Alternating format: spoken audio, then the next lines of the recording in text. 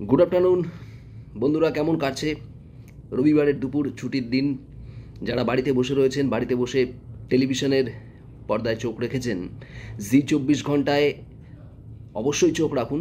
তার কারণ আর মাত্র কিছুক্ষণ পরেই দুপুর 3টেয় আসছে 3 মিনিট, 3মিনিট 3 খবর। এটা একেবারে একটা অন্যরকম বুলেটিন।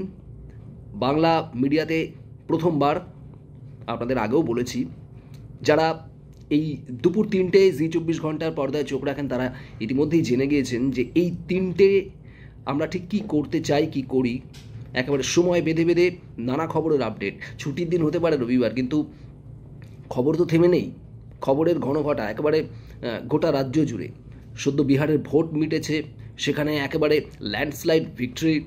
বিজেপি জেডিইউ এর একেবারে ধরাশায়ী হয়ে গেছে কংগ্রেস আর জেডি। আর তারপর বিজেপি তো অত্যন্ত রকমের উজ্জীবিত এ রাজ্যে, বঙ্গে।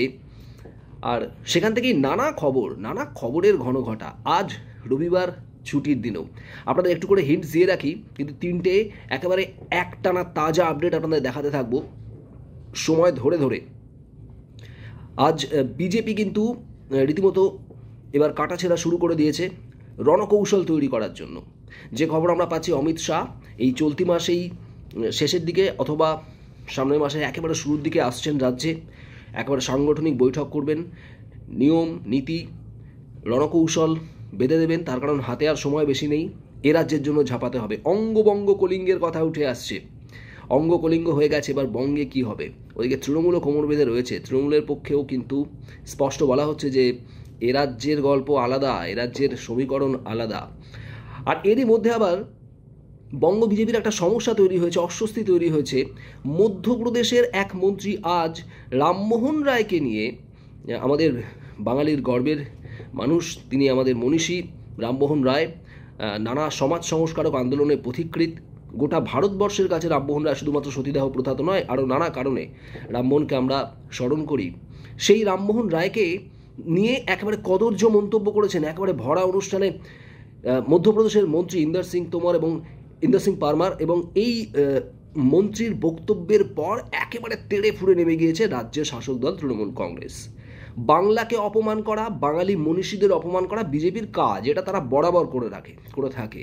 পুরনো নানা উদাহরণ টেনে এটা বলা হচ্ছে। আর এখানেই বঙ্গ বিজেপির একটু অস্বস্তি বেড়েছে, কি করা যায়। আর তারই মধ্যে বিজেপির অন্দরমহলের আরও কিছু খবর আপনাদের দেব। তথাগত রায়, বর্ষিয়ান বিজেপি নেতা, তিনি শুভেন্দু অধিকারীর হয়ে প্রবল ব্যাট চালিয়েছেন এবং তিনি বলছেন যে শুভেন্দু অধিকারী একমাত্র মুখ।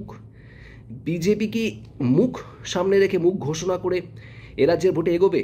বিহারে তো সেটা করেনি, এখানে কি হবে? আর তার মধ্যে তথাগত রায় কিন্তু রীতিমতো সওয়াল তুলে দিয়েছেন যে শুভেন্দুই একমাত্র মুখ। আরও একটা খুব ইম্পর্টেন্ট কথা তিনি বলছেন, সিপিআইএমকে টেনে, বামেদের টেনে। তিনি বলছেন বামেদের থেকে দলীয় আনুগত্য কী জিনিস সেটা শেখা উচিত বিজেপির কর্মী সমর্থকদের। বামেদের কেউ, সিপিআইএমের কেউ পদের জন্য লালায়িত নয়। তথাগত রায় বলছেন। বিজেপির অন্দরে একাধিকবার নানা মন্তব্য করে তিনি তোলপাড় ফেলেছেন, তথাগতরা আবারও মুখ খুলেছেন, সেটা নিয়েও আপনাদের জানাবো।